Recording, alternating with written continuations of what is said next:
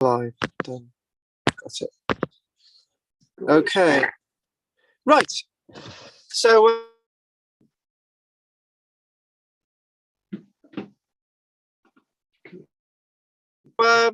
if the sound is what do you know about Gough's cave cheddar? Have you ever come across it, Henry?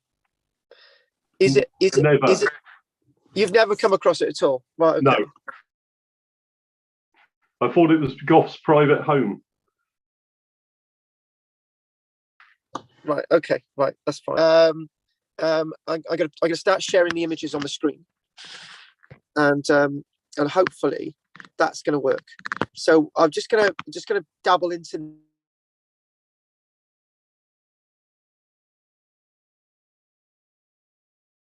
the images, and right. So I'm doing this slightly differently this week, and we'll just sort of try and flow, and we'll just keep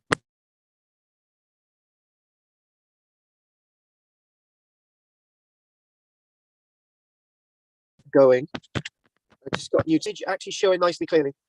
Yeah, just put something in the chat box to tell me you can see that. Yeah, is that okay? I'll just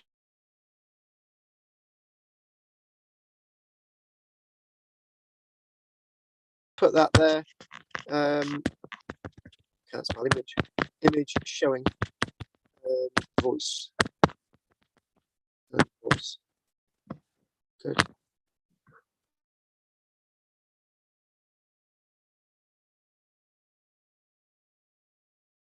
All right. Mic back on, Henry. Is everything sounding okay with that? You can hear it all.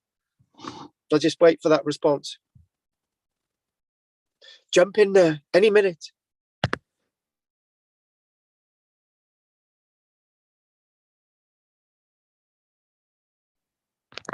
Anyway, I'm hoping you can see this. This is at Gough's cave in Cheddar Gorge, and one thing that we can say about this cave network is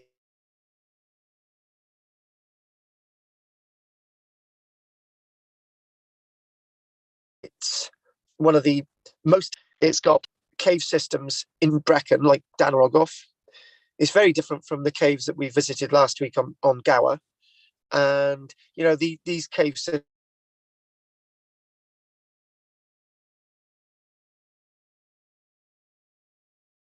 are extensive. They go for miles. So you've got the stalactites as the stalactites coming down, stalagmites, and it's a wonderful landscape of geology.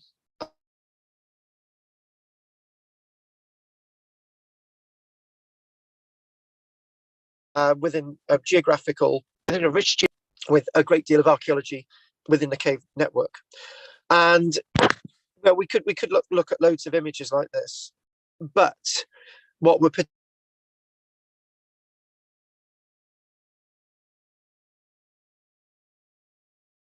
particularly interested in today, UHS, and within Gough's cave itself, we've got what's commonly referred to as Cheddar Man.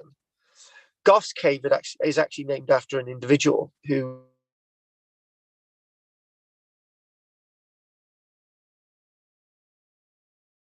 first explored the cave in the late, decided to use the cave as a show cave that people could visit. And being that this was a show cave, hang on, I've got something that's come up on the screen. Being that this is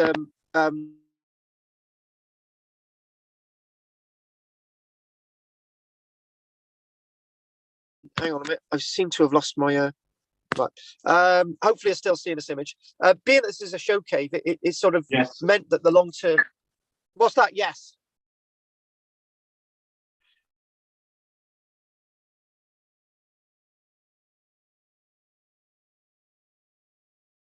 There's a yes, you can hear me. Good, brilliant. The long-term future of the cave was assured.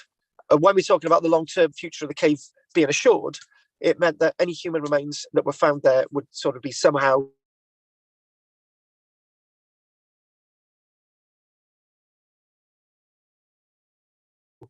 researched, and best research in the world. But Cheddar Man is the one that sticks out of all the remains that have actually been found in a cave. More recently, interesting enough, they've actually found what we do believe is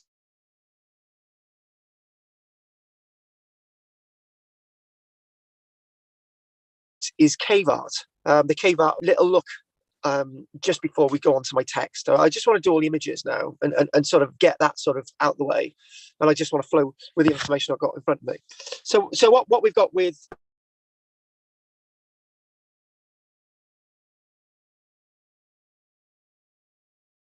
where we are, there's Gough's cave in Cheddar. Went through full was when I was actually going to do some archaeological work in a place at Shepton Mallet. And that's the last time I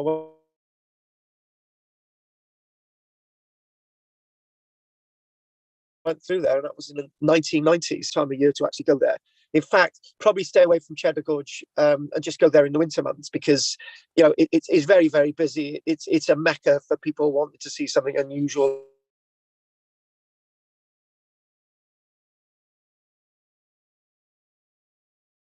and sublime, sort of go underground museum, which is Gough's cave is sort of got these insinuating links with sort of cannibalism, and we'll look at some of that evidence. So the map that we're actually showing that now is that part of the Cheddar Gorge valley, and absolutely amazing what's there, and quite picturesque. So if you're not going to go down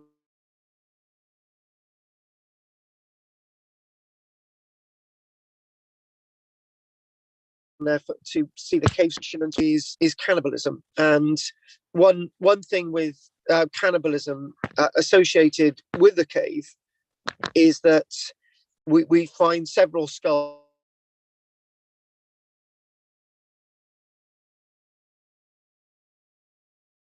that have been actively worked. I was looking at this on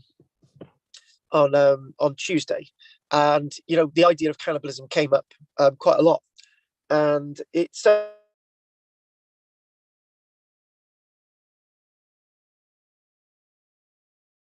something that we don't talk about as a human. We think that eating the flesh of other animals is fine. It's perfectly okay to eat the flesh and everything, and absorb everything from another animal. But to eat the remains of a human being, it's frowned upon. But when in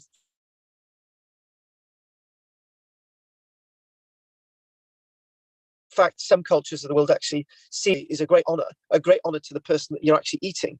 And there's other ways of looking at cannibalism. What we do, we focus on the terrible side of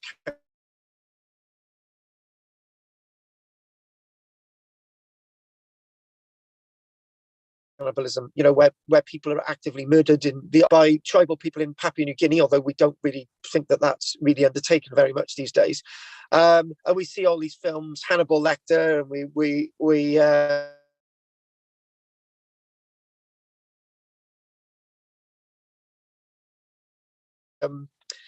watch, for example, such an evil, brutal thing. And I've watched the series Walking Dead, and there's a group of people who have taken to eating other human beings in that film. And we're not talking about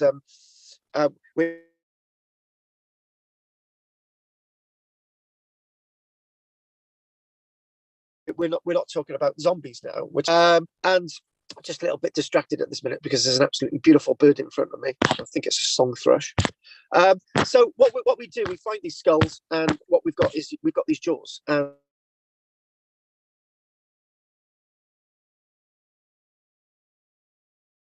And again, kind of after the skull is being skinned, and everything's taken out of it, we presume that people ate the flesh.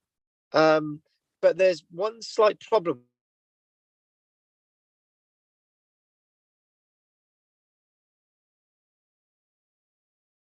with that. The people who are being sort of involved in cannibalism, did they actually eat the flesh? Did they actually use some of the flesh and actually wear it? And actually, somebody made a very interesting point on Tuesday. There's not a lot of flesh on a human skull.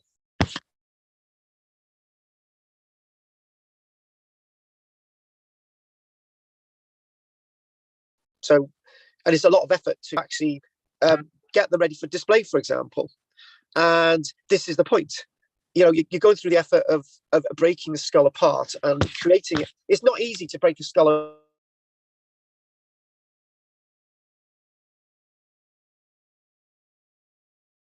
open. It's not easy thing to do. It's quite a complicated procedure, because if you go at the skull with a hammer or a stone axe, or any modern tools or any old tools, it's like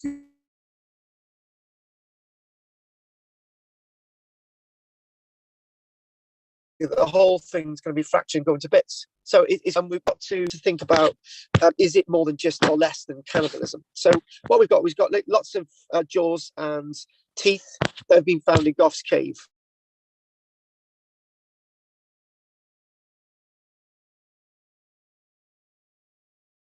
And there is the Gough. One thing that I am very much a fan of is that, and I'm just going to do another sound check. Is that all still coming across well and dandy? Henry, put something in the chat box.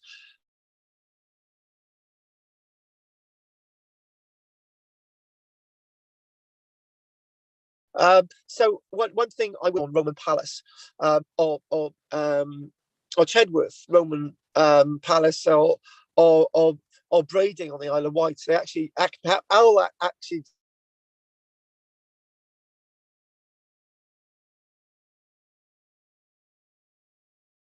happened to be Roman examples of sites that are the same thing in the 1920s. So there was this cave system.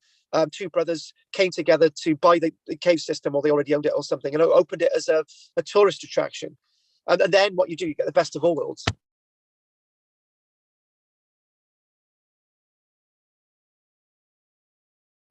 Henry, can I just share a look at Gough? And I wrote to the owner of the well at Gough, and I said it would be great to excavate the well. It would be great to sort of look at the coins that have been dumped in the well over time.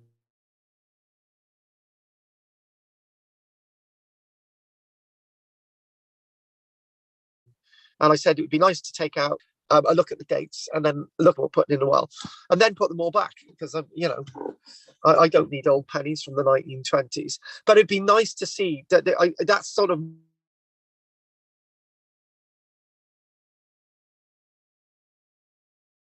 modern archaeology. I thought I'd mention that is in this cave. This is a bone that I don't actually really focus on today, but there was a bone found in the cave and in Gough's cave, and there was these little chevron marks on them. What does this actually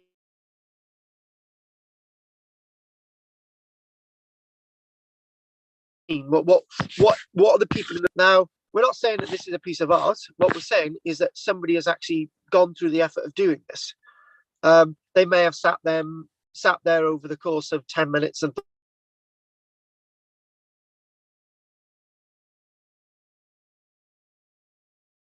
thought, right, what we're going to do is get the thing there. Might have taken 10 minutes to do this, and why they did it. But that is not the why they did it. It's who did it, and it's all these wonderful things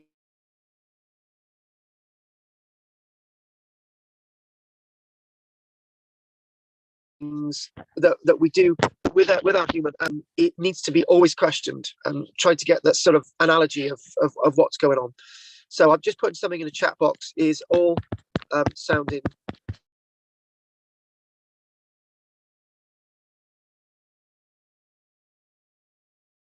and images. So anyone watching on YouTube as well, welcome today. We're just going to look at the images first, and then I'm going to just talk about the text. Really, this is actually this.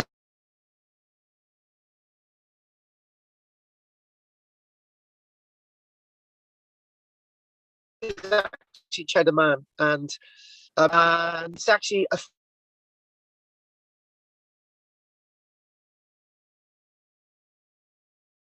fine set of human remains. It's more or less roughly 90%, 95% of the human remains at Gough's cave have actually been, this individual is great. This is the most complete early set of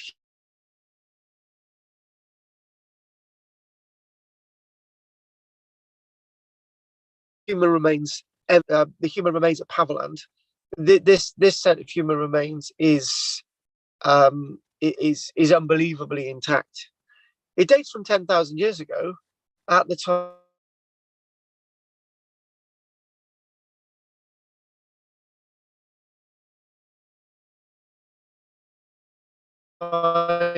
that we've already started. So it's a wonderful. It was actually found in 1903. It wasn't for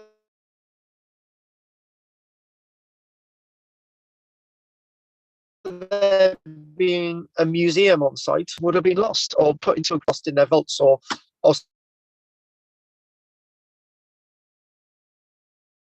something like that.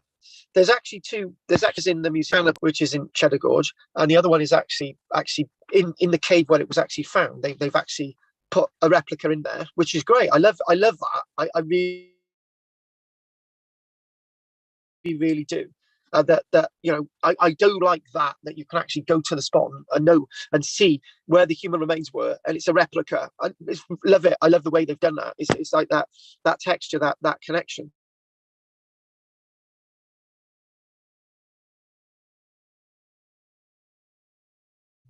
And what we also original is actually in the Natural History Museum.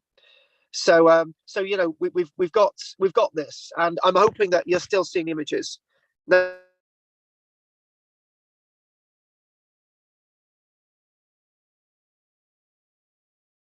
Now, back about I know this is construction, what this individual looked like. Now, there was great controversy, and the great controversy was the fact that you know, the color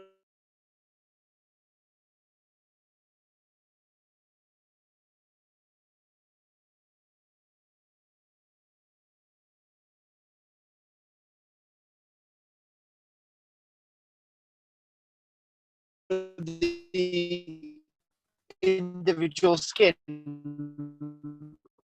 was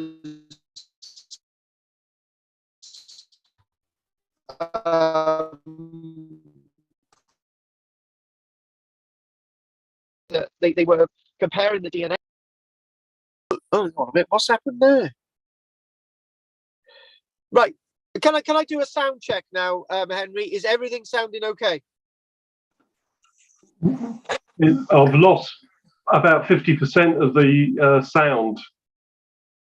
You've lost 50% of the sound. Well, you're talking now. I can hear you clearly, but when you're doing the talk through, it keeps dropping in and out.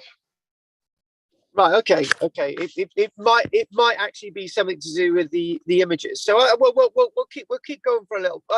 Yeah. Question: should I drop out and come back in? Yeah, I think you should. Yeah, I think you should drop out and come back in. I'll do that now. I'll see you in a sec.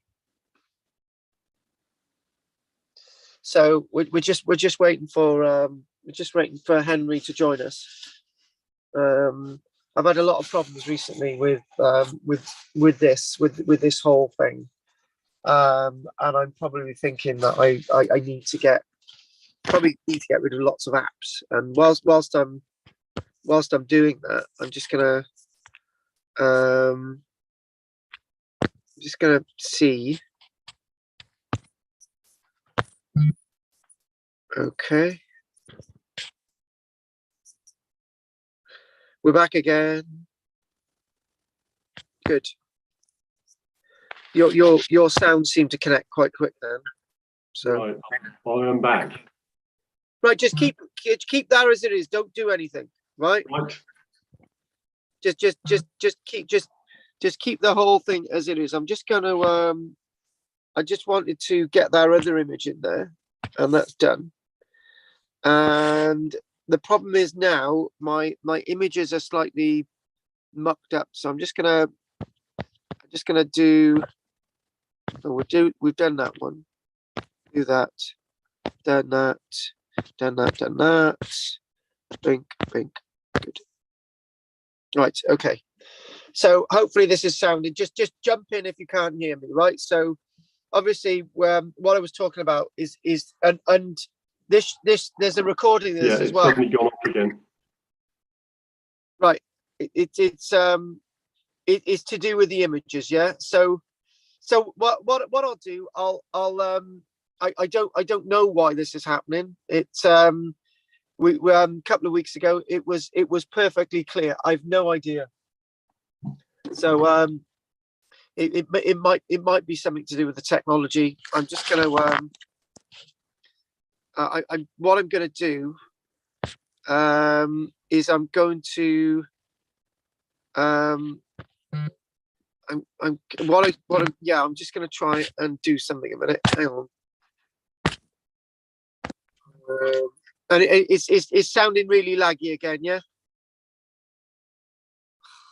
God. Yes. Right, okay. Right, okay. Right, well, what I'll do, I'll just show you the images, then we'll come off the images, okay? Okay. Right, so we'll just see what we've got. Hang on. We'll just right, so we'll just actually, right, if you look in your text box, we'll just type, hang on a minute, right, okay. You'll have to say that again. Do you know what we're going to do? Have you got your mobile phone there? Yes. Yeah. So what I'm going to do, I'm going to phone you, right? I'm going to phone you on your mobile phone. So look at the screen and you'll have the sound. That's the easiest way around this. So I'm just going to phone you off the other phone. Right. No, nobody's gonna see this. Can you hang on a minute? I'm just going to I'm just gonna get your number on the I'm just gonna get your number. One sec. If in doubt, if in doubt, if in doubt, if in doubt, if in doubt. Right. 07840.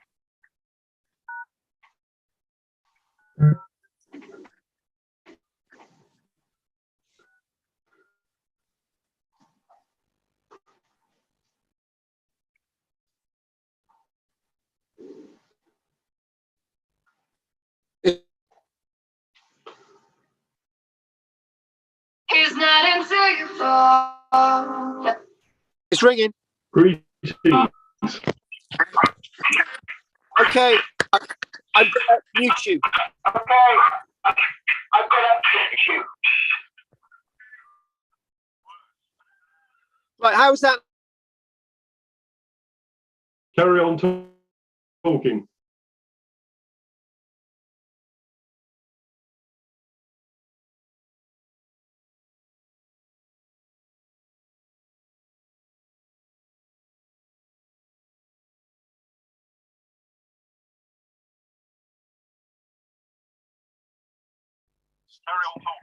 No.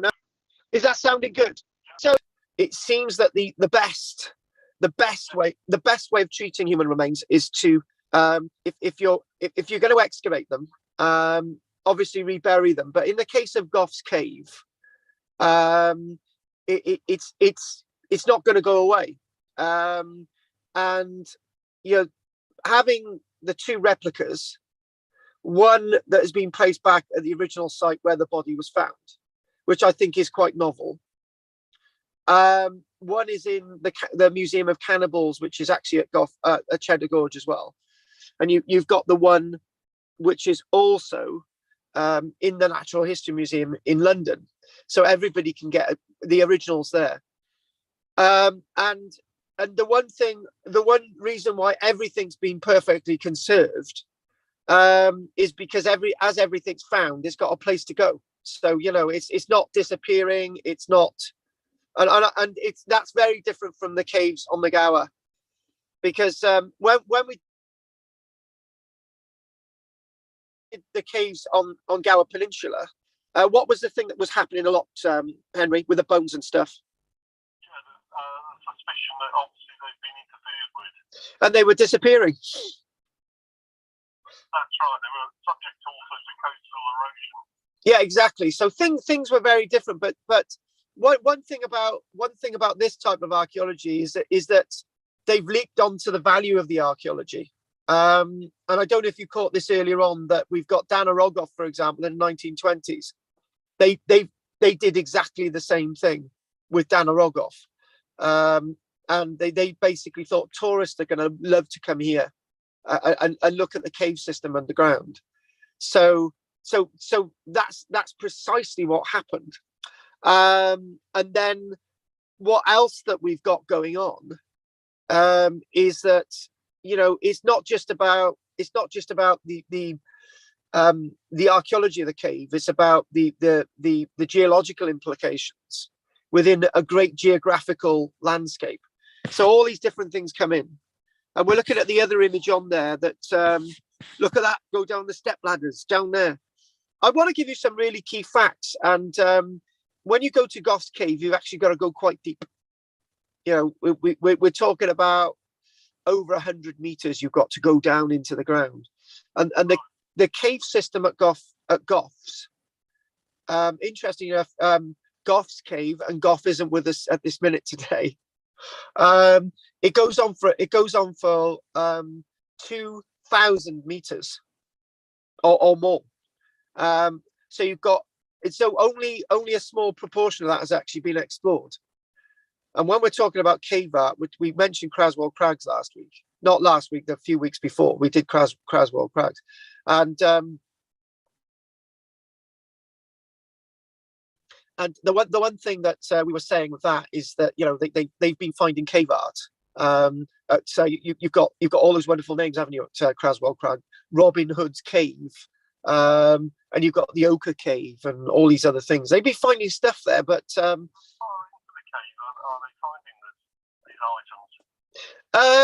we're going to go on to that. We'll go on to those key facts. What I want to do is look at these images and explore them, and then just sort of I'm just going to flow and just talk, really.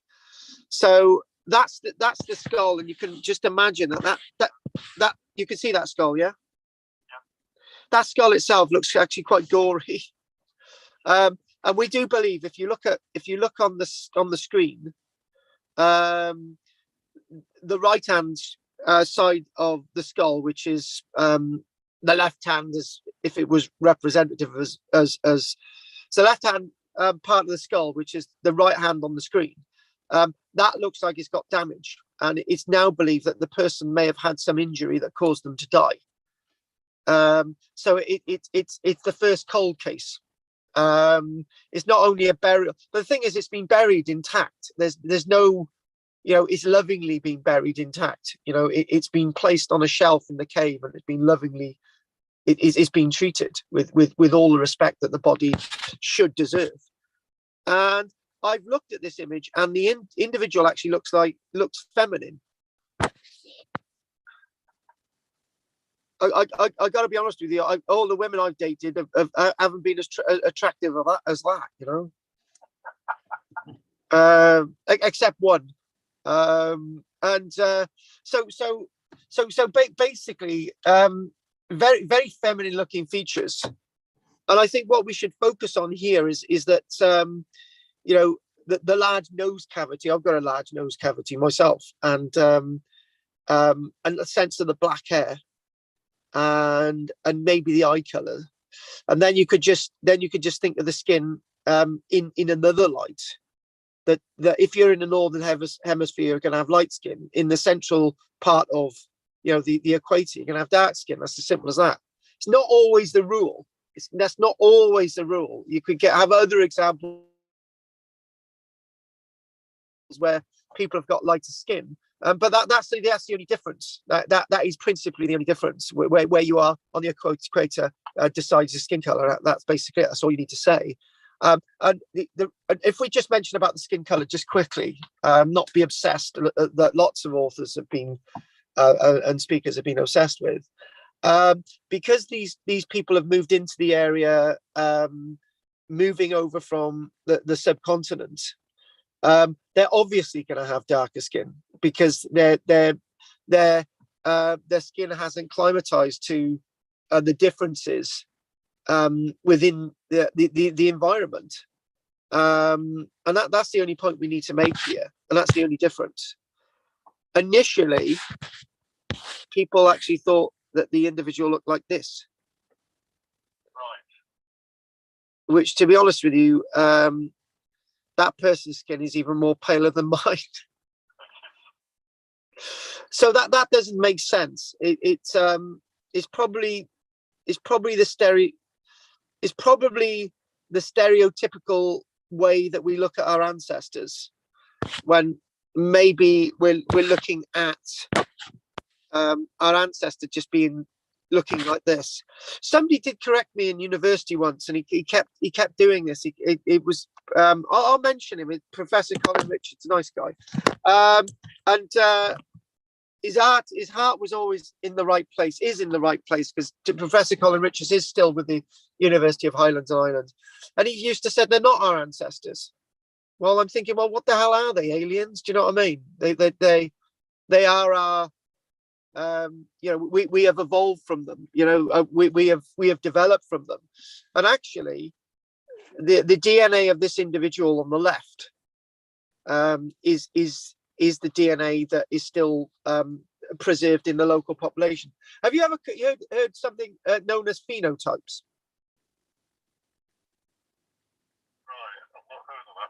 Phenotypes, PHENO types, the phenotype, right? There was a lot of talk about phenotypes when COVID was a big thing, and it was talk about the phenotypes of different people. There was a speaker who would say, right, if you didn't know what a phenotype was, you've lost the lecture, right? He would say, right, certain people have different type of phenotypes on the planet, and then those phenotypes are then affected by the virus, i.e. COVID, right? If you've got certain types of phenotypes, you're not affected as much. And if you've got the other types of phenotypes, you're affected. But it's as simple as that, actually. And this guy put it across so easy that I was able to understand it straight away. It's when you go into a lecture and somebody then goes on about phenotypes and don't actually make, you know, you're in a lecture and thinking, what the hell's a phenotype? You know, it's just basically a DNA signature. And the DNA signature has these phenotypes, and then you take out those phenotypes and you say that they're these types of phenotypes. One person has these types of phenotypes and the other person has those types of phenotypes. The person A is affected by COVID, and the person with B is not really affected by COVID. It's as simple as that. And it makes science so easy to understand if you look at it that way. It's the same as, you know when we did potassium argan, and we mentioned potassium argan dating. And you're thinking, well, what the hell's potassium argan dating? So I'll give a whole lecture now about potassium argan dating. You come out of it not knowing. And the simple thing is, our body, no, not our body, the stratigraphy has certain levels of potassium in it when it's formed, right? And over a period of time, the potassium has less potassium and more argon, right? So when you look at the soil and it's basically all argon, it means it's really old. If there's loads of potassium in it, it means it's really new. Isn't that so easy to understand? Yeah, that's straightforward. Yeah, well, it is actually as straightforward as that. There's nothing else to be said about it. When you're scientifically dating things, everything degrades. So with radiocarbon, for example, radiocarbon C14, it degrades. So we've got 100% radiocarbon as we're alive, right? And then when we're dead, a year later, there's in our bones there's less radiocarbon. And then as you go through time over a period, we do believe radiocarbon. Some scientists will shoot me down on this. Radiocarbon can probably survive for about 40,000 years now, we think. So if there's like 0.5% radiocarbon in a bone, right, it means it's probably 44,000 years old. That's it. Yeah. It's so easy. It's so easy like that. So easy to, and they're doing this with uranium as well. Uranium data tracing, where that's in the rock. So all rock as it's formed has got X amount of uranium in those layers, but over time the uranium degrades. So that's how you're able to understand the dates of rocks. And it's only if somebody in a lecture would tell you this before people think, I don't understand this. It makes. That actually makes sense to me. That does. I mean, I always wondered how that was actually calibrated. And it is as easy as that. And it is as simple as that. As you see the trace gets less and less the older it is. It's you know, actually, it makes a boring lecture because we've already done the whole lecture about. I told you we'd do a full lecture on potassium argan. We've just done it. That's it, easy. So we can get back to what we're doing. So this is as it displayed in the Natural History Museum in London, and you know, I'm very uneasy about human remains being displayed. This was never under the ground. This was always meant to be displayed. So I'm not going to be hypocritical. I don't like being hypocritical in archaeology, but you're allowed to be hypocritical if it suits. So if you buried this, right? If you buried this in the ground, right? It's not how it was meant to be seen. It was meant to be always meant to be seen. Yeah.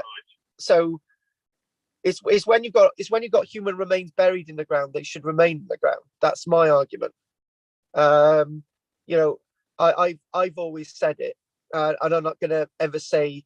I would never say this. If I was excavating a set of human remains and I found a gold finger on each of the digits, right? I wouldn't do what most archaeologists do: take those gold rings off, display them in a museum, and put the body in a box and bury it in the ground. Actually, what I would do is record those rings. You know, take whatever recordings I need, put those rings back on the body, and bury the body with the rings on. I know that sounds sacrilegious by not allowing anybody to actually see, but you can make copies, you can make replicas. You know, you can make a replica of the body actually and put the rings on the fingers, and then rebury it.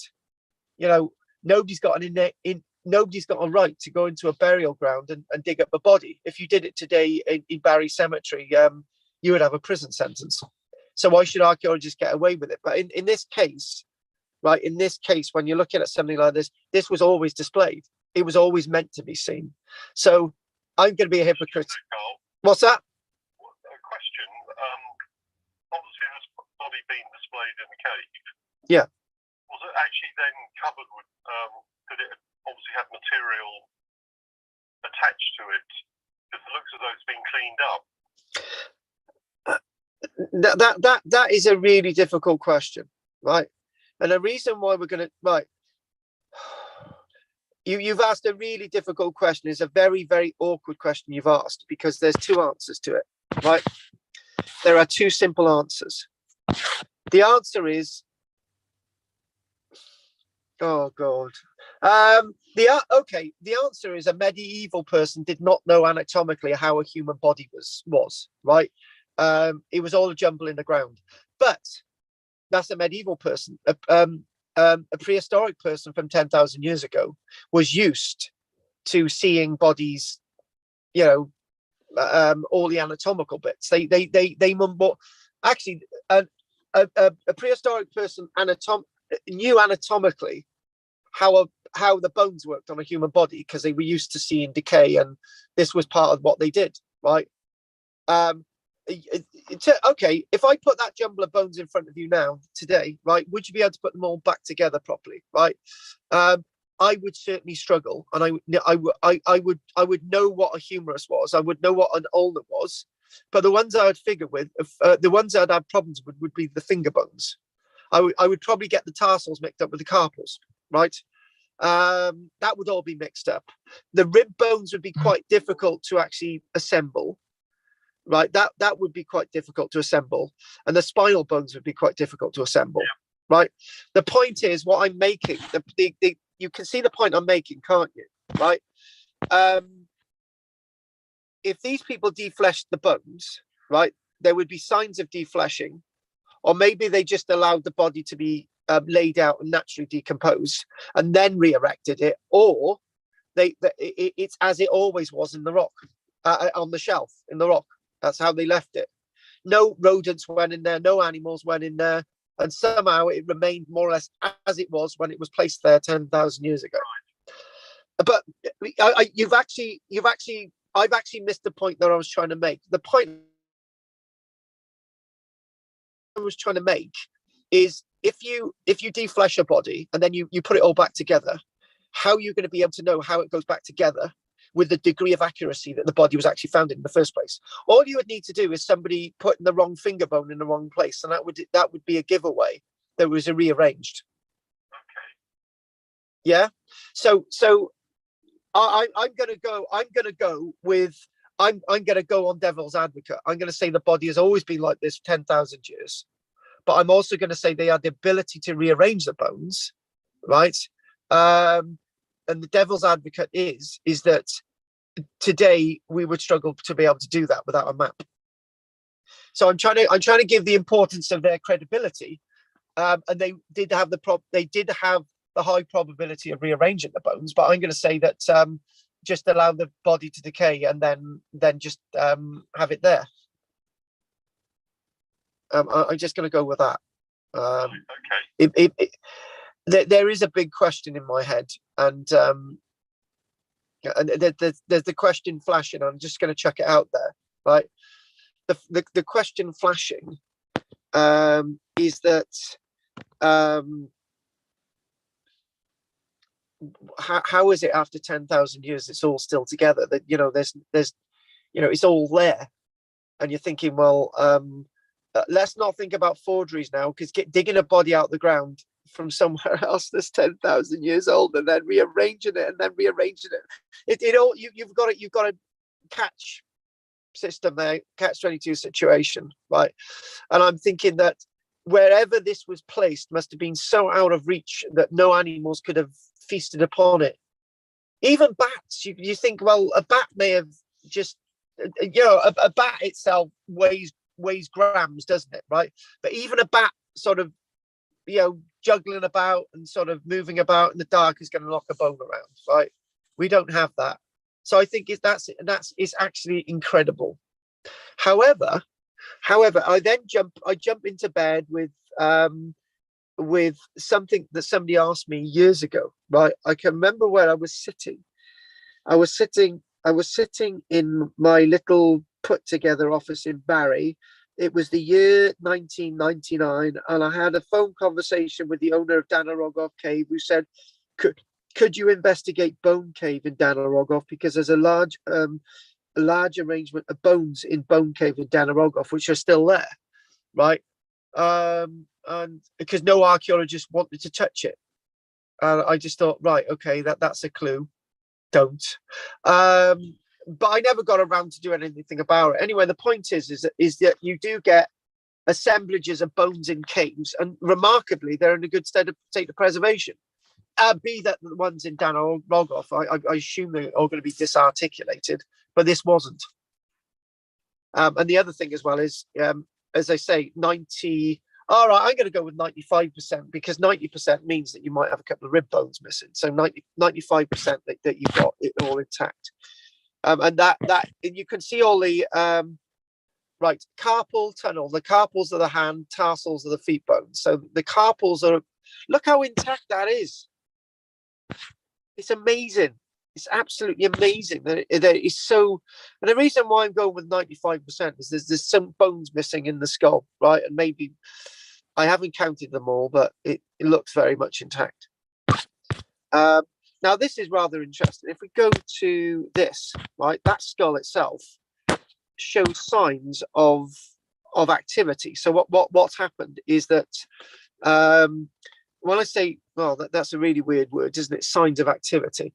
The point being made is that the person has worked the skull.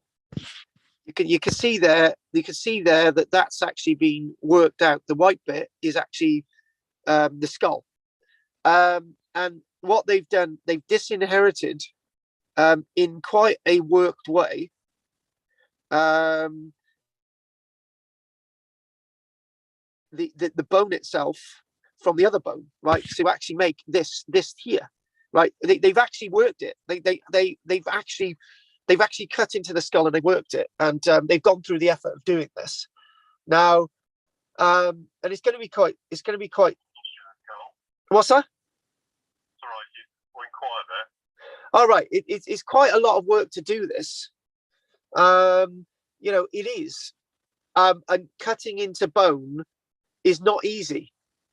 And they've done actually quite a good job. I know it looks quite jagged, but they've actually done quite a good job. These are all cut marks. They've cut directly into it. So if we go with that, Now, the big question is what this is, and this is what we're going to do when I look at my notes now. And we've got other bones in there, bones that actually show signs of cut marks in them. Now, there's a point to be made in my notes, and this is a very powerful point, that the human bones are treated exactly the same as the animal bones. Now, human bones treated exactly the same as animal bones. And they're placed into the same place. So you've got to look at this in two ways. The animal bones are treated with the same respect as human bones. Or the human bones are not treated with much respect and discarded with the animal bones. But why have they gone through much effort to actually work on these bones, to actually treat them? The animal bones have signs of work on them as well. And you start to think that there's something that we don't know, but there's something that we do know. I remember seeing a few years ago, there was this woman hunting an elk. It must have been in Sweden. And when she was hunting an elk in Sweden, she had shot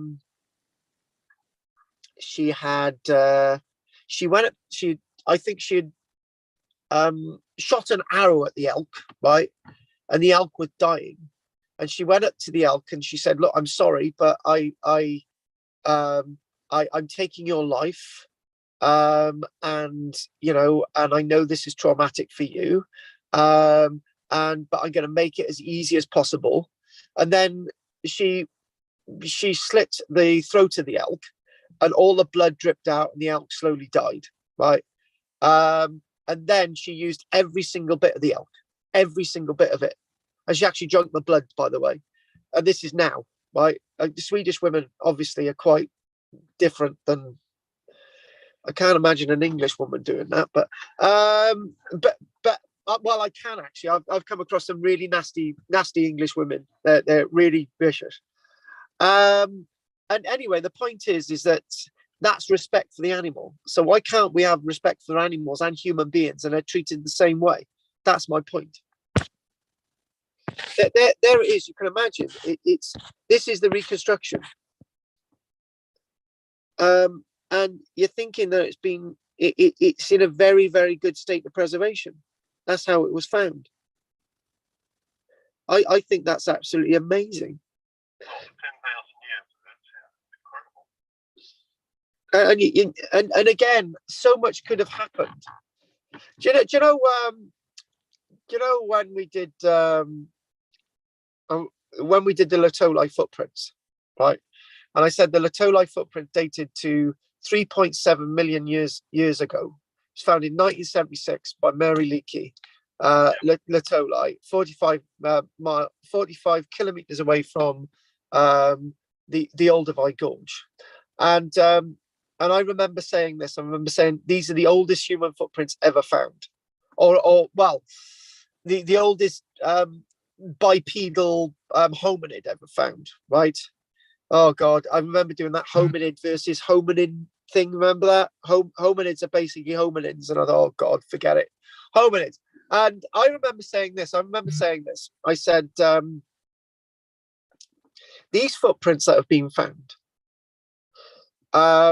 were formed in extraordinary conditions, so extraordinary that these might be the only footprints of this date, or maybe within the space of 1 million, 2 million years, to be ever found on this planet, and they're the only ones to ever be preserved. I remember saying that, right? And it came, and also being found as well, right? Being found as well. Yeah, I remember saying all this, and I said the chance of this happening is probably 1 in a 3 trillion chance. I come up with a figure, and then being found by archaeologists happened to be at the time 3 trillion chance. The chance of finding these is 1 in 3 trillion of finding these. So in other words, you'd have to spend your entire existence, every single waking moment, searching every single piece of rock on the planet. And the point is that this is the same with this set of human remains. This is first things first, right? They've preserved all this period of time. That's the first factor. The location, that's the second factor, and then being found, that's the third factor. All of those were in place. So if I was a betting man, right, I wouldn't bet on ever finding anything like this again. If I did put a bet and I did find something like this again, right, from dating older than this, 12,000 years ago, I would probably put my chances of finding that of 1 in a trillion, because one's already been found a bit later. And I'm not. I tell you what, right? I'm not going to put a £10 bet on a trillion odds. I'm not going to do it. I could, but it's not going to happen. So this is how incredibly rare this is. We're not talking with and there's another factor as well. It's complete. 95%. It's complete. So that's another factor that changes the odds again. So what I want to do is I want to mention this, and not so long ago, somebody said that this was cave art in Gough's cave. And if you can look at this, if you look over on the right, you can see two things projecting. They're incised into the rock. Can you see that? Yeah. Right. And then you follow that down, you can almost see if there's a leg. And then you can see the base rump. And then you can see the back. And you can see the skull. Right. And maybe as you start to look more and more at that, it actually looks like a mammoth. But we're not completely sure on that yet. And this is where there is the bone of contention. There is that massive bone of contention whether this is what we think it is. And you know, but obviously cave art at Gough's cave, that would be extraordinary.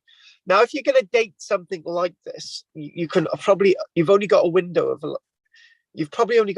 between about 12 and 8,500 years, when it's likely that there were no mammoths left in Britain at all. Like, people say that mammoths become extinct before that, but I'm going to go with devil's advocate. Yeah, I'm going to say that this could be no more younger than 8,500 years ago.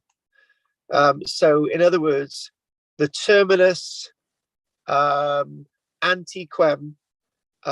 is the latest possible date that this had been created is 8,500 years ago.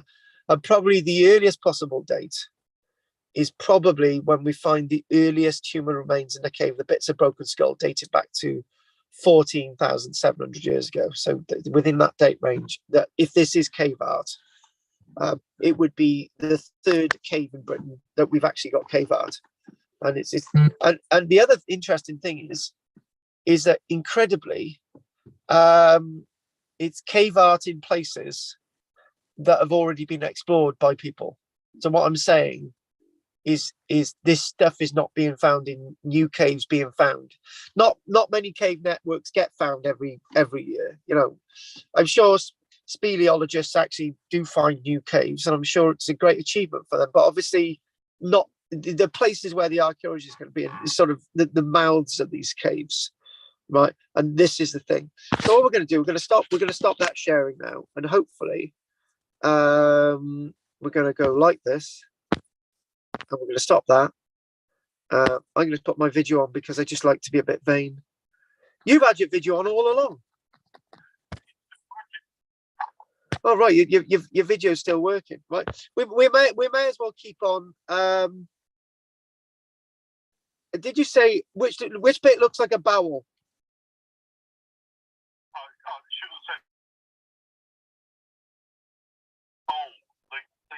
Skull. Right. No, but yeah, bowl. Yeah, it does look like a bowl. Yes, very much so. So what am I going to do? I'm going to go on to my notes now, right? And so Gough's cave, as we've already established, is located in Cheddar Gorge, Mendip Hills. The cave itself, we saw the ladders earlier on. The cave itself goes down 115 meters in depth. So that's fairly deep. And I got to be honest with you, right? I don't go underground anymore. Not like that. I would not go down there. Absolutely no. I have this reoccurring dream. I'll tell you this story, right? Years ago, I was managing a project in Cyprus, right? And I decided to go into a cave network, and I had a radio with me, and I had a rope tied around me on a belt. I had torches, and everything was fine. So I went into this cave, and my rope wasn't long enough. So I disconnected myself from the rope. So I went deeper in the cave, and at this point, my rope was being pulled out and tugged out of the cave without me on the end of it. Right? You didn't follow the health and safety briefing, did you? I did not follow the health and safety briefing at all. I did not. And yes, I didn't know that they were screaming down the radio, and I could not hear my radio because my radio link had gone. Right, my radio link had gone. So now on the way out, I managed to get into this cave network, but on the way out, the problem was I couldn't get back out because my body could get in, but it couldn't get back out again. I don't. What's the scenario? You can get something into a bottle, but you can't get it back out again. It was like that, right? So that was the situation, and basically what it was as you went into the cave system, you have to drop down a meter, and unfortunately, right, where I had dropped down into a huge snake's nest. And the reason why I knew it was a huge snake was because there was a massive skin there. There was several skins that had actually been shed, right? And I thought, I'm in real deep shit now. I'm in the deepest shit, and I could hear voices outside screaming at me, right? Anyway, I had the choice of disarticulating my arm to get out, for whatever reason. Also, I took off my helmet and some of my safety gear as well to get out, right? And I think my helmet and the safety gear must be still in that cave to this day. Anyway, so I managed to get out, and the first thing this woman did when I got out, she was actually called Michelle. She punched me in the face, and she didn't talk to me for the rest of the project, and she charged off. It was a bit like that Oscar ceremony recently, wasn't it? She actually punched me in the face, not slapped me. I didn't do a Will Smith. Will Smith just slapped, right? I had a proper punch. If you're going to do it right, mate, you do a punch, pal, right? You don't slap, you punch. I'm talking about that, right? Isn't it a bit odd that Will Smith slapped the guy, right? I've never seen a bloke slap a bloke. It's always punch. Do you know, I thought that was really strange. Nobody talked about that. Anyway, the long story short is I would not go down into a cave system. Sorry. So anyway, the cave system itself goes on. I don't know if we're going to see Gough at all today. I don't think we are. The cave system itself, after you go down 115 meters into the earth, it goes on. My facts were slightly wrong earlier on. I said it went for 200 meters, right? Actually, it goes on for 3,405 kilometers into the ground, 2.12 miles long, right? And that's gonna take you a while to get into there. It's not exactly I would probably say that would take a few hours to do that, definitely. And it contained a variety of chambers and rock formations. Now this is the answer question. As you go down into it, you actually find some of those rock formations and chambers and so on. The initial sections of the cave, obviously the entranceway area, and when I say the entranceway area, closer towards the entrance than the back, this is where we're finding the human remains and all the rest of it. Right, you're talking about how far in. I'm going to see if we can. I'm not really. I can see if we can get the answer to that question. Anyway, the cave was originally called Sandhole, but the guy who actually purchased it and actually decided to do the research there was a guy by the name of Richard Cox Gough. And he decided that he would open the cave up to the public. And that, massively enough, he was doing explorations in 1892, 1898. By the end of 1899, he'd put a lighting system into the cave. I love this entrepreneur. I love him. I think he's absolutely brilliant. Forget health and safety. Let's just get people in there and make money out of them. I love it. I love it.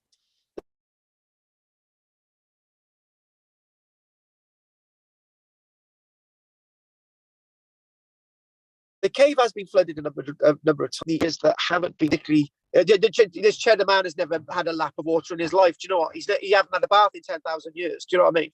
So, because there's no sense of any disturbance.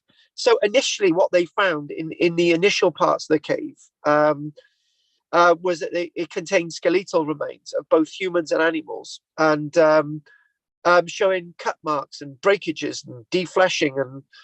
This word eating, oh, for God's sake, I'm really struggling with this word eating. Even if you've got tooth marks on the bone, it doesn't mean to say that they've been done at the moment. They could have been done to hone. When you work in bone, you use your teeth, right? You know, it softens it and you can work it, right? This is what I'm thinking. I'm not thinking about. And why would there be teeth mark in the bone as well? Do you know what I mean? You don't actually bite into bone. And they've obviously what they've got is they've got marrow which has been taken out of bones or clearly taken out of bones and so on, but not just human, but for animal. Anyway, we've got skull fragments representing 7 humans, including a young child of about 3 and 2 adolescents. Best thing to do with children, eat them. The brain cases appear to have been prepared as drinking cups or containers. Now. So then somebody jumped in on Tuesday. They said, oh, I don't go with this drinking cup thing. It's all jagged and sharp. And I'm thinking, well, what about a bowl? But then what about a storage container? How many natural objects out there, right, that you can use as storage containers other than wood?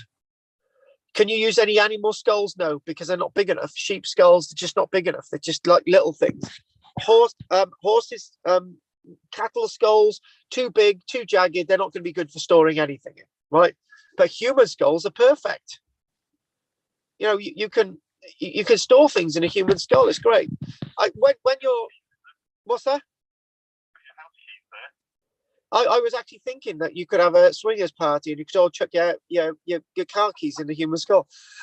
Cheddar Man was actually found in 1903, and the most complete set of skeletal remains in Britain. The more precise dates in the skeletal remains are roughly around 9,172 years ago, right? But it was round. But interesting enough, it was thought to be 10,000 years ago before dating, right? Before any dating methods, they dated. Oh, okay. I'm using 10,000, right? I'm going to keep with 10,000, but its more precise dates are like 9,172, give or take a few years, whatever. But I think it's really extraordinary that they managed to get the date of around 10,000 years when they would display it initially. I think that's absolutely amazing, absolutely fab. Did they? Obviously, what we've got is from the phenotypes. That word phenotypes again. Based on their association of the phenotypes within the DNA genetic markers, the phenotypes are very similar phenotypes to some of the local population today. So I don't think it's going to go down well with somebody in the BNP to think that they're directly related to this person. And I hope nobody watching this think that's a racist joke. It's not. I just think it's bloody irony. I think it's so. I think racism is just so ironic because we're living in a cosmopolitan country where we've had so many different genetic linkages. If you don't like the Vikings, I'm sorry, mate. If you don't like people from Africa, I'm sorry, mate. If you don't like Russians, all right, yeah, we're a bit buggered, didn't we? But anyway, the point is by looking at the phenotypes, they worked out that these people may have had lighter color eyes, like green or blue, right, rather than darker color eyes like brown, for example. And from the phenotype base tells us that these people are lactose intolerant. Now, when we talk about lactose intolerant, we're usually talking about lactic acids from sheep, goat, cow, pig. But I don't think we're talking about the same lactic acids associated with horse, because the first animal to be domesticated for milking or dairy was actually the horse before they were used for riding. Right. So whether the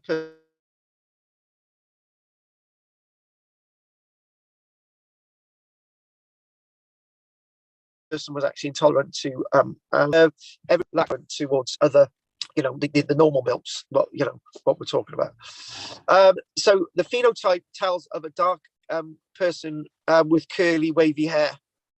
And I think this is actually amazing, right? So what we're saying is that the local population of by cheddar, right, has dark hair, blue eyes, and light skin. That's a weird mix.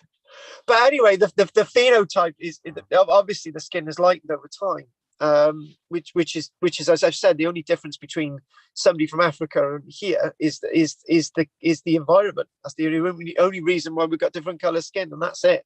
That's all I'm saying.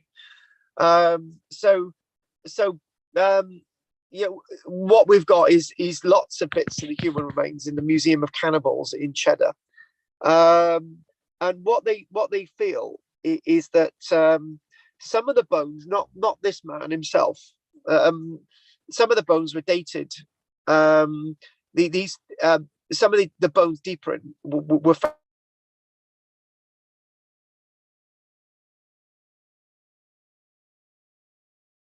found in 2010. 100 years or actually more. These bones are actually found dated back to nearly 15,000 years ago, 14,700 years ago. So in other words, this is a good point. People lived within the cave network before the melting of the ice, and they lived in the cave network after the melting of the ice. This is what's so amazing. And what they use was 3D I hate this word microscopy. It doesn't sound right. 3D microscopes. And what they did, they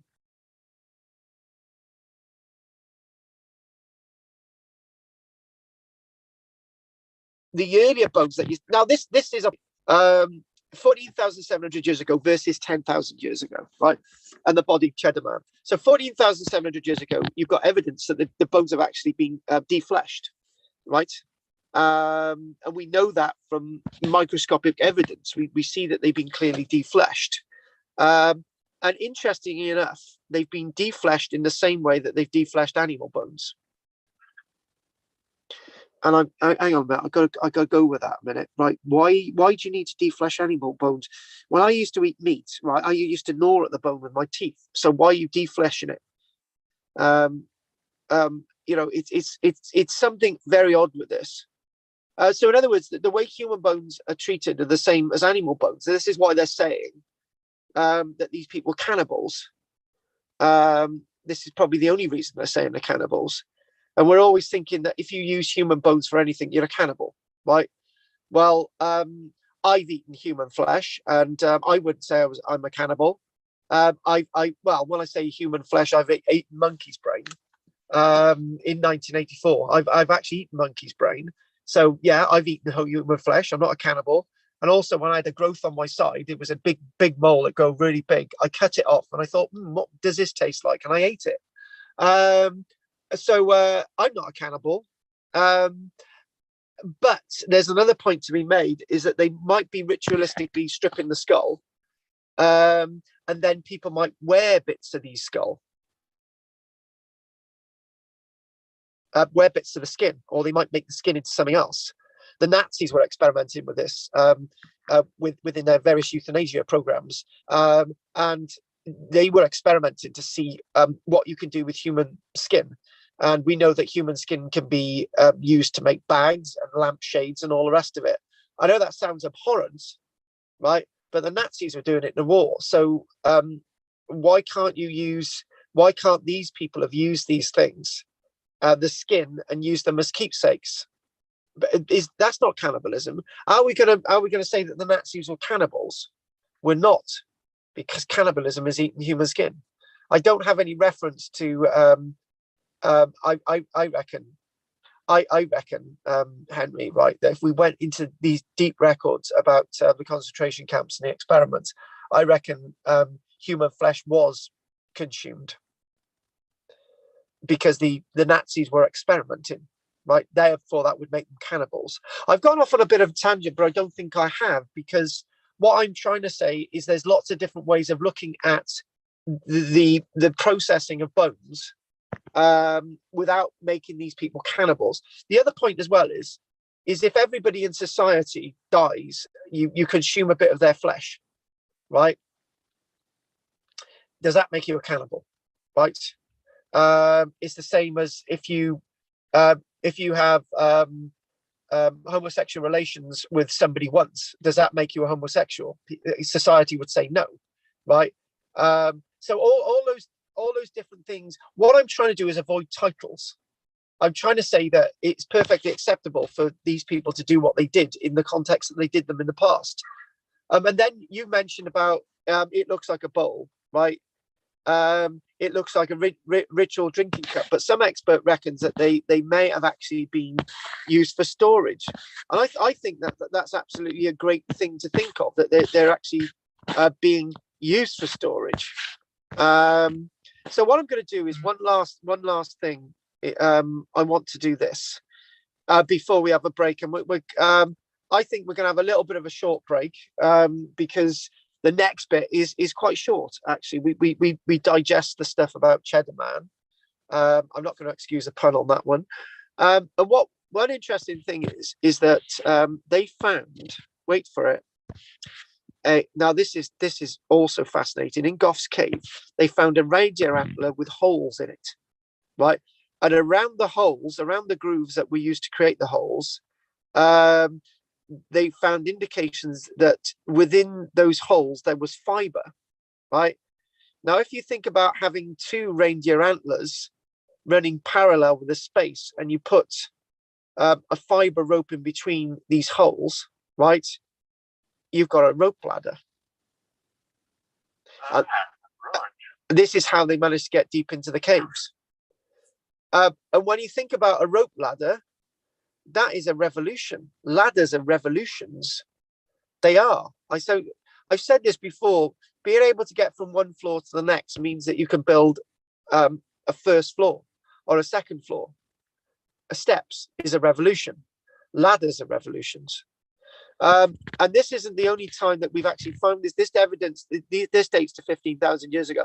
This isn't the only time that this type of evidence has been found. In Germany, they found at a place known as Hohlfels in Germany, which is quite a famous site for Paleolithic activity. They found a mammoth, a 20 centimeter long mammoth tusk from 40,000 years ago, with 4 holes drilled into it, with the same evidence as we find at Gough's cave. And the only thing to think of, if you've got rope being placed in between these holes, is there any other explanation for that? I can't find one. The existence of so what we've got, and there's existence around the reindeer antler, back to Gough's cave, of tools that would have been sharp enough and doable to have actually been used to cut rope. So this is the point. Very, very, very interesting. But people thinking of them as ladders, they've also suggested that in the holes, it's almost as if there's spirals associated, which lead into the holes, like spiral shapes associated leading into the holes. And that might have actually been to manipulate the rope to get into the hole. So we're back to that. Is it, what are these things for? The ropes could then have been used to construct. This is the other thing as well, is they might be thinking that they're using the holes within the reindeer to actually pull rope through. to actually make it to be used for fishing nets and snares and traps and bows and arrows and clothing and containers, to assist with carrying containers and all these different things. And you would have needed to have hauled things like sledges, and you would have needed rope and so on. So we're thinking that there's some really interesting objects being found in Gough's cave. So what we'll do after the break, we'll come back. And seeing as it's 53-minute call has cost me absolutely nothing, I'll just keep it on there as well. Yeah, it's costing me nothing. It's off the works phone anyway. No, it's off the contract. On both contract phones, you don't have an ability to phone any other number other than whatever. So what we'll do, it's 12:05 now, and we'll take a very short break. Okay. And when I say a short break, it's going to be a 5-minute break, and I will be. I'm just going to check my emails. Actually, I'm going to get something to drink, and I'll be back. Okay, then I'll just going to step out and I'll come back literally in a couple of minutes. Yeah, no, that's fine. We'll see you then. I'll take the headphones off. Yeah, I would.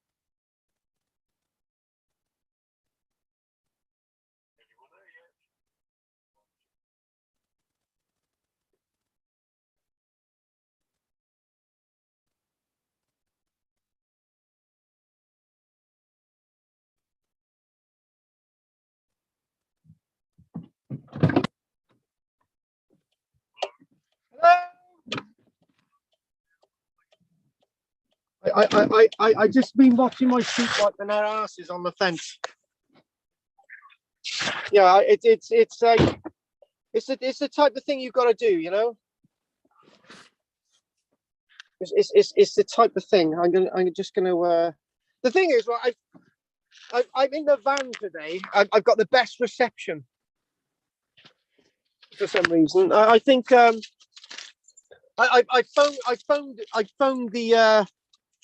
phoned the service provider for the phone, for the iPhone. And what's that?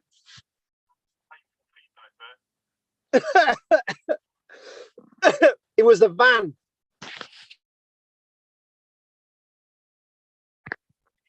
Oh, maybe I should do it again. What's this? Does that sound good? The rumblings of a Ford engine. So, yeah, can I ask you a question? Have you actually, do you actually drive at all, or is it you miss? What? Yeah, I did. I drove to, when we did that walk. Did you? I was in the car park.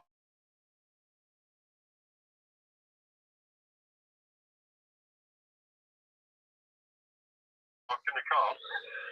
Which walk was that? We started at the ruined castle. I can't remember the name of the place.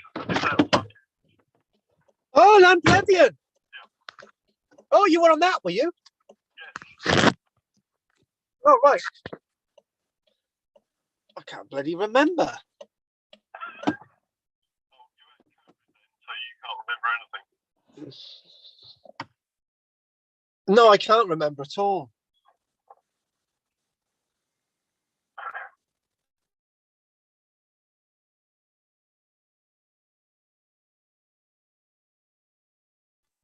No, this is right, and I'd be doing. I did the fourth one on Monday, right, and I was getting panicky on the weekend. I thought I cannot remember anyone's names in that class. They've been coming. They've paid me their money, right. This is how bad this is. They've paid me their money for the 2 months, right, and I just can't. I can't give them the decency of remembering any of their names in the room.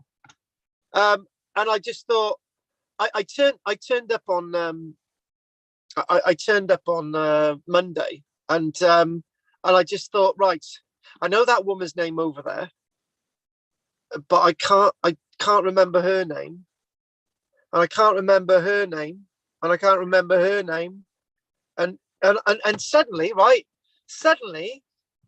I know all their names now. I can picture them all in the room. I know those. I know there's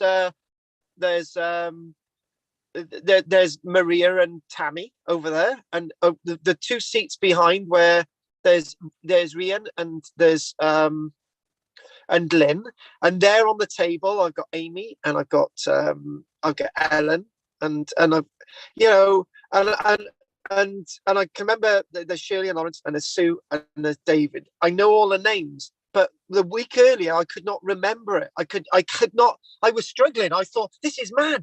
I just cannot do it. And now suddenly it came to me. I don't know. I don't know why that is. I just cannot. I cannot fathom it. I thought I was going to go for the next month now, not knowing their names.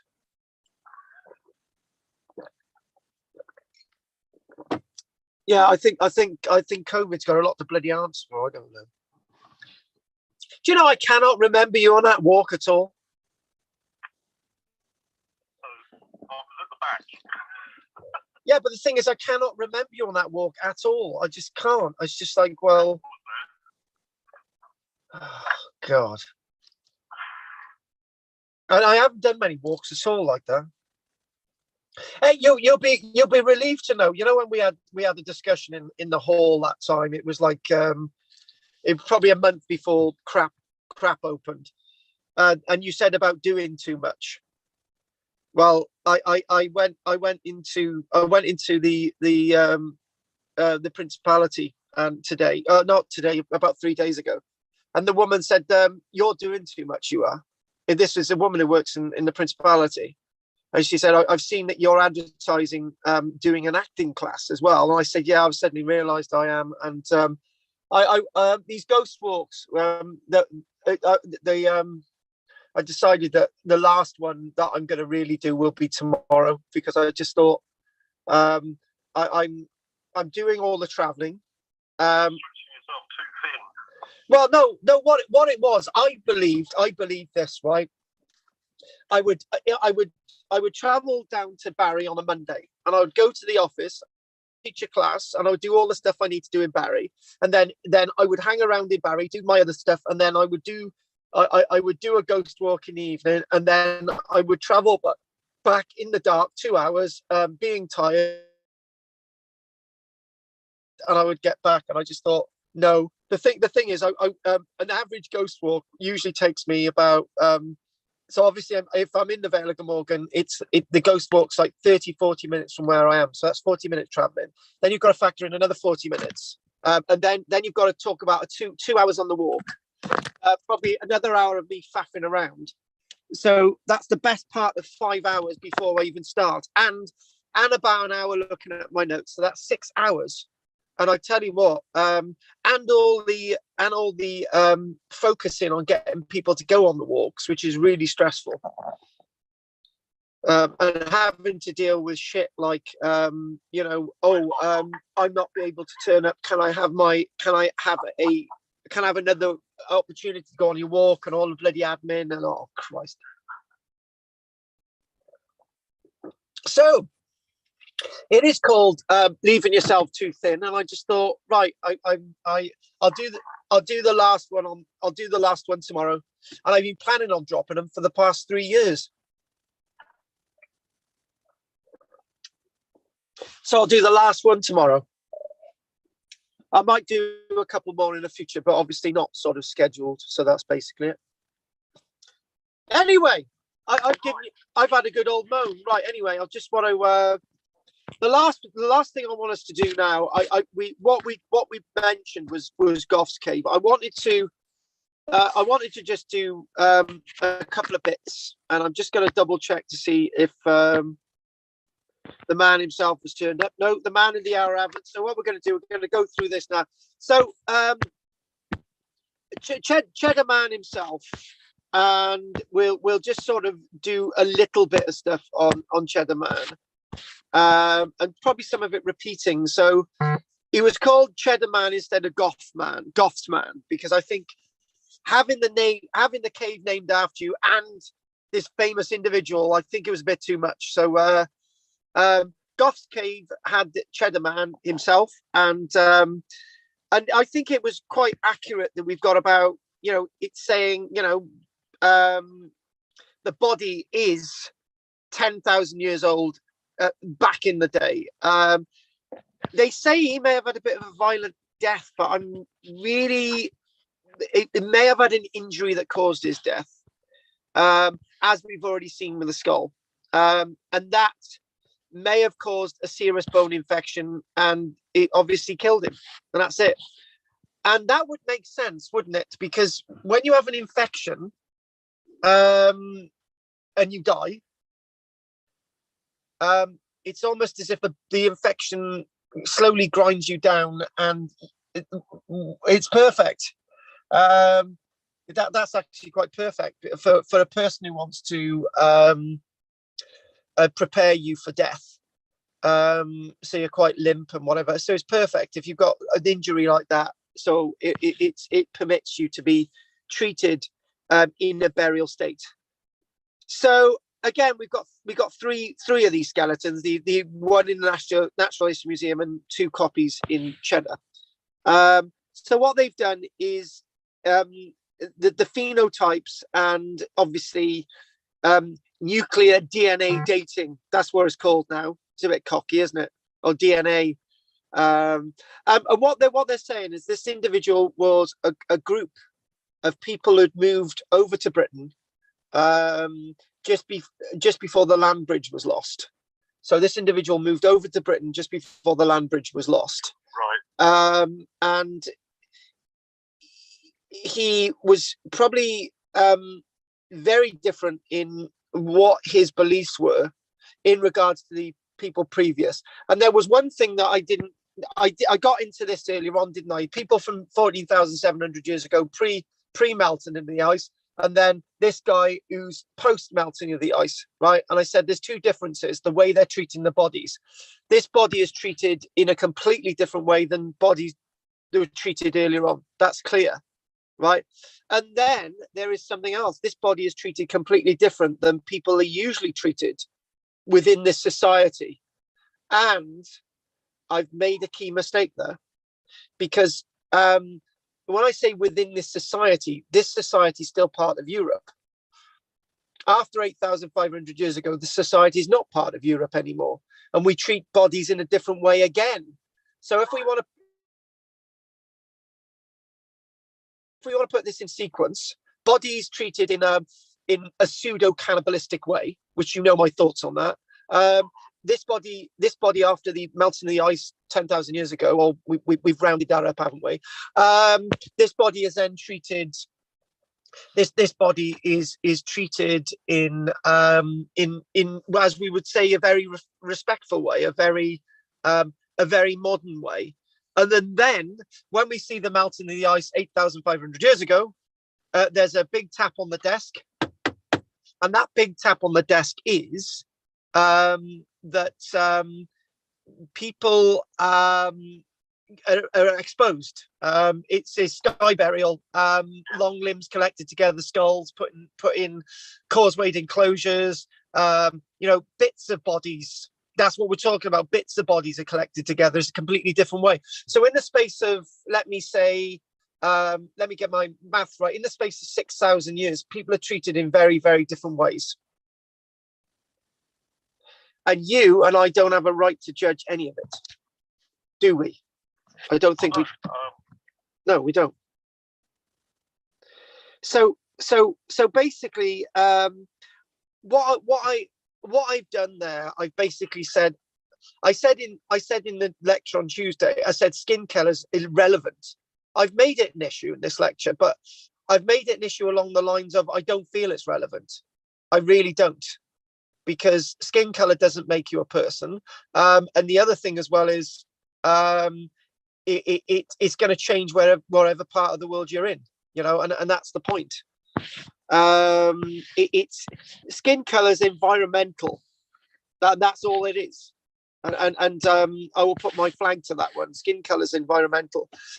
So this is called nuclear DNA. This is a complicated word. Was extracted from the bone in 2018.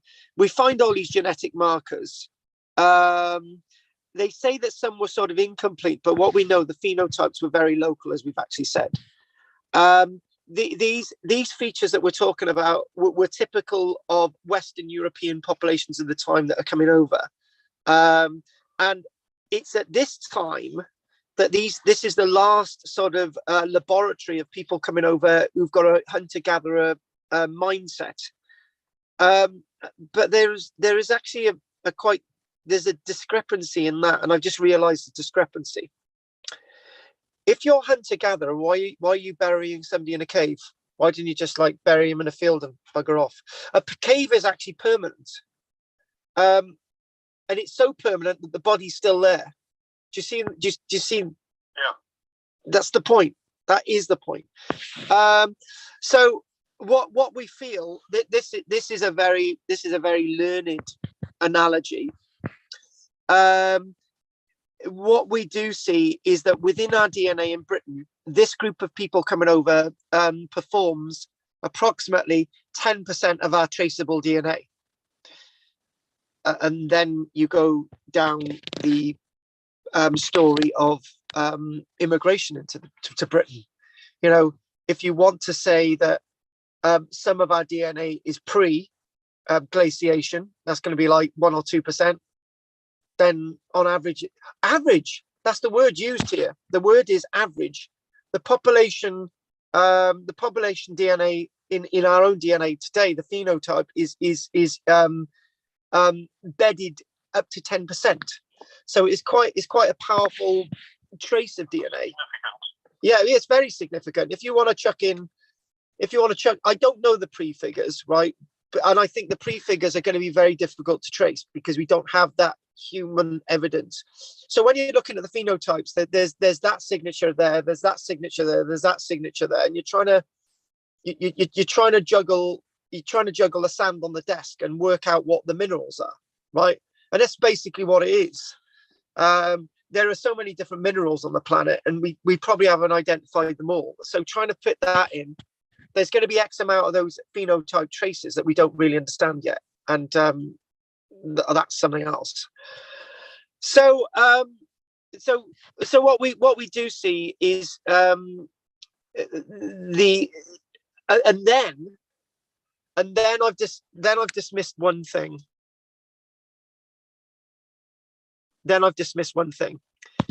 There is a wording back here that the sequence of genetic markers is incomplete, right?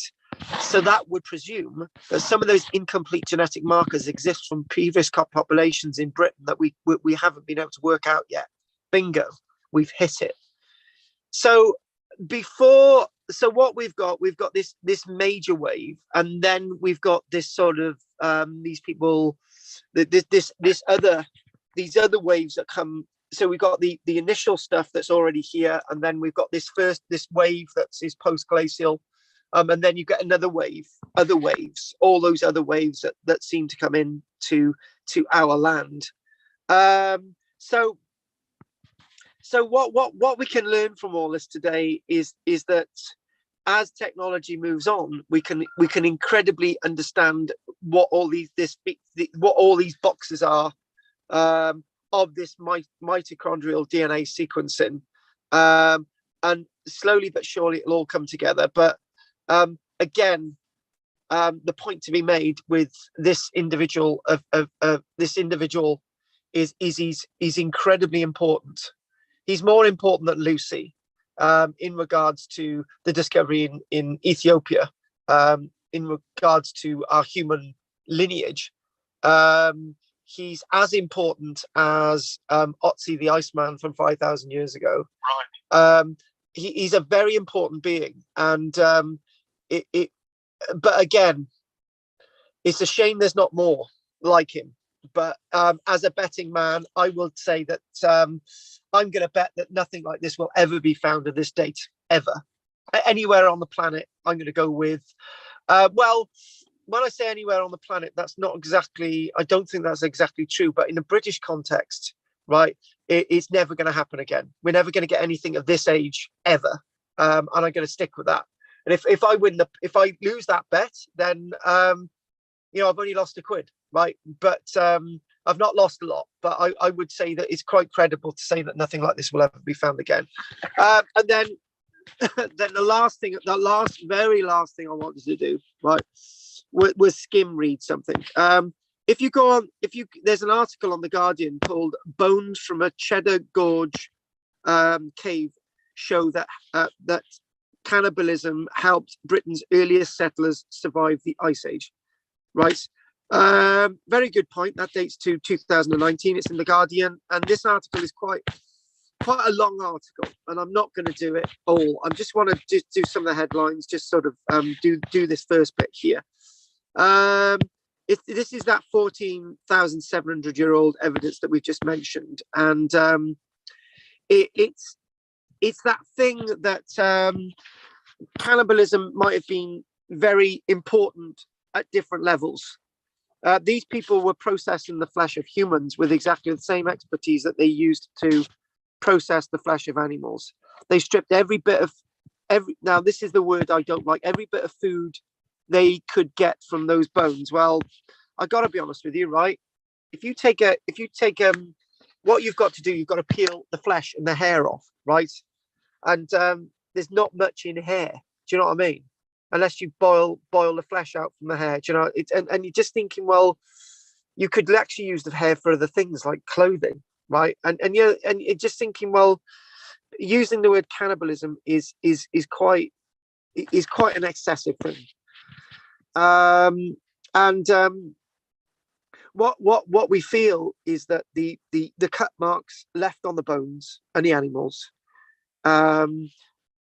would help us to understand that they have got the ability to process gradually process these bones, and obviously process the changes around them, because at that stage 14,700 years ago, we're coming to the end of the ice age, but we're also going to come to a stage which is known as the Younger Dryas, which is a period that I was looking at last night with my class online. We talked about there was some kind of asteroid strike, and there's evidence that just towards the end of the ice age, there was a cold spit. It suddenly got cold massively, right? And people had to adapt quite amazing in quite a very short period of time. That was roughly about 13,000 years ago that we had this sort of asteroid strike or whatever. So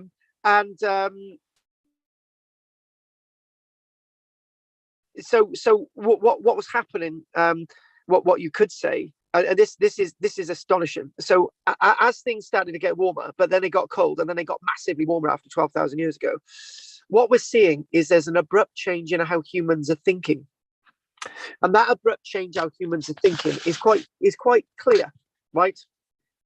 We believe that mini ice age, known as the Younger Dryas, at the end of the ice age, that very cold spit for roughly, it's under 1,000 years.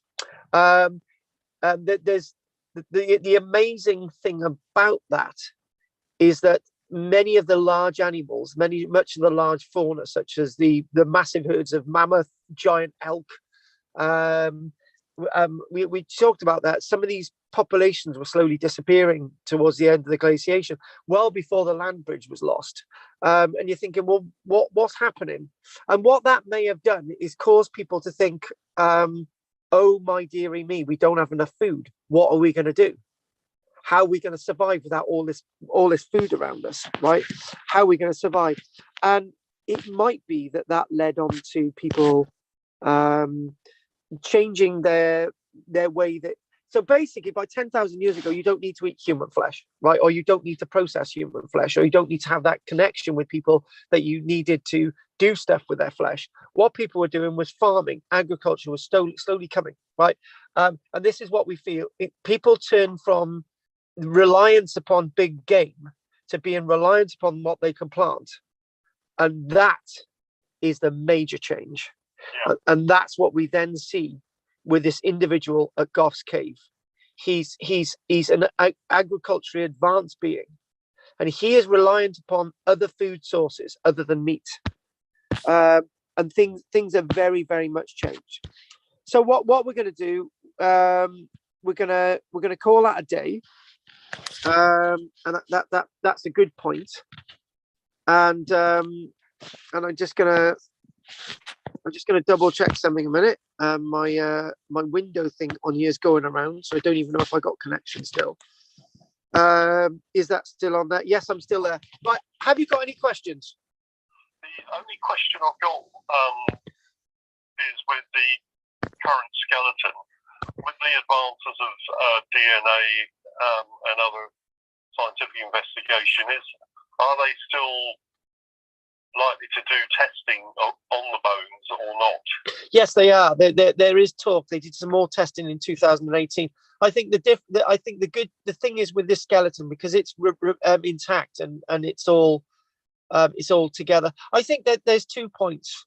There's two things they might need to do. The first thing is to make sure that all the bones are from the same person. Yep. I think that's very important. They obviously all work together and all go together, but if you've got 20 dead bodies out there, I'm sure you'll eventually work it out. But I'm not.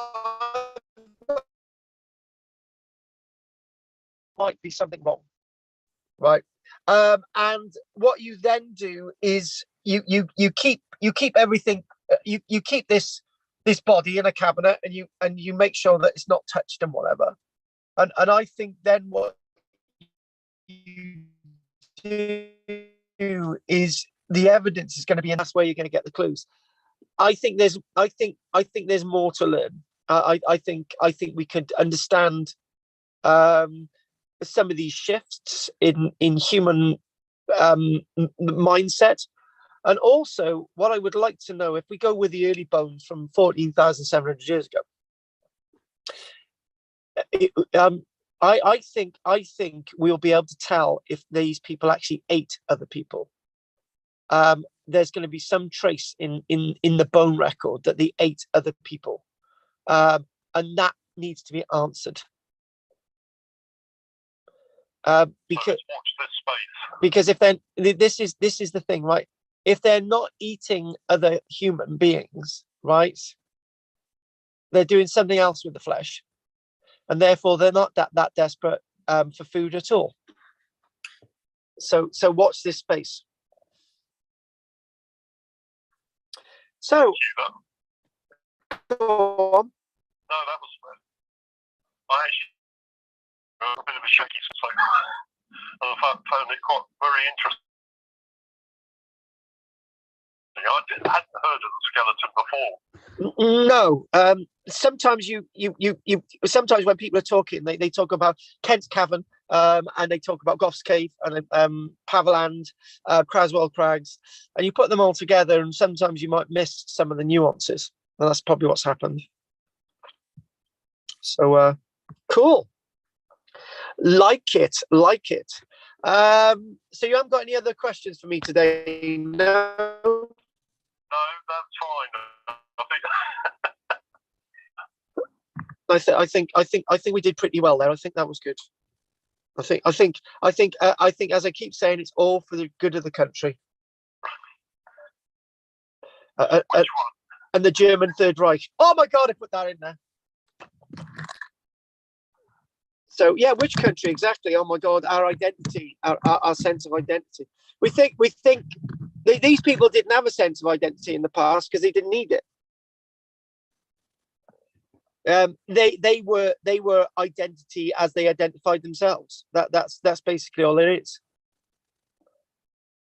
You know, I tell you a little bit of a story. This woman said to me, she said, we got one black sheep and we got 5 white sheep, right? Oh well, they're not white. They're like grey type anyway. And she said, I said, well, won't the other sheep pick on the black sheep? And they say, well, the black sheep doesn't know it's black. The white sheep know the black sheep's black, and it's just like, well, because they've been together for a long time, they're okay. Yeah, so you know, the black sheep thinks she's white, but the white sheep definitely know the black sheep's black. But they all stick together. They're all okay. They all like each other, you know, and they're fine, right? And she said to me that she knew somebody who thought, right. So they had a black sheep, and the black sheep got on with the white sheep, right?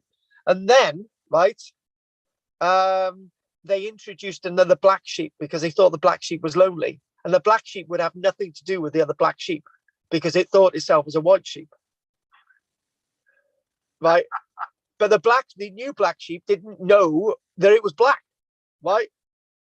So so you can imagine the huge dichotomy that the old black sheep didn't like the new black sheep because they thought it was different, but the other white sheep liked the new black sheep because it was used to black sheep. Someone's going to need counselling by the end of this. Yeah, I think it's the first black sheep. Or something like that, because it's going to be the first black sheep, isn't it? Because all the other white sheep's like the new black sheep, so it's got more friends, right? Oh God. Anyway, okay. On that note, hopefully we'll see you next week, and Gough should be here next week. Yeah. Okay. Look forward to that. Oh right. Where are we going? I do know what we're doing, but it's back over there. Well, no, don't worry about it. It will be extremely riveting, I'm sure. Excellent. I look forward to it. Okay. Oh yeah, we've I think we've got to I think in the next few weeks we've got to look at Cat Hole Cave on the Gower. So Right. it's the one with the cave art in and whatever. So yeah. Excellent. So that's it, and we got to do this weird thing in the Hebrides in massive detail, like the body at Cala Hallam, the mummified remains up there. So bit of a way to go to before we do that. So Excellent. Okay then. okay. Anyway, that worked. Hotel that worked fine. We had perfectly good with that.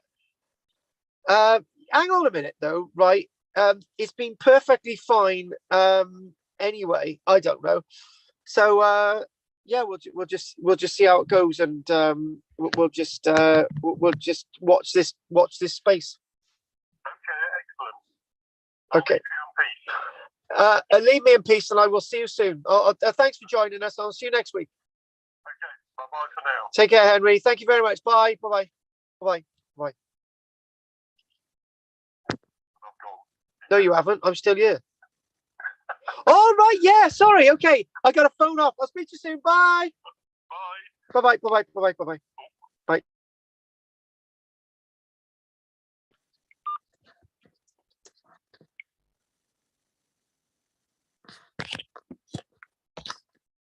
All right. Sorry about that. I don't know. Oh God. I don't know if you caught my voice at all. I don't know. All right. It has the all right. Mute. Mute. Right. Yeah. Okay. Anyway, please like and subscribe. Thank you very much for watching today. Thank you.